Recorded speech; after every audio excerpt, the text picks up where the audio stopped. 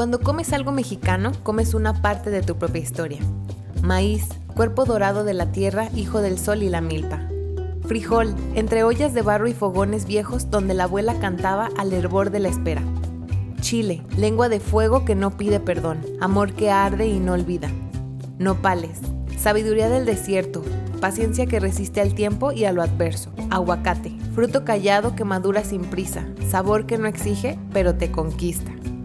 Queso mexicano, que abraza los sabores y funde la identidad gastronómica de México.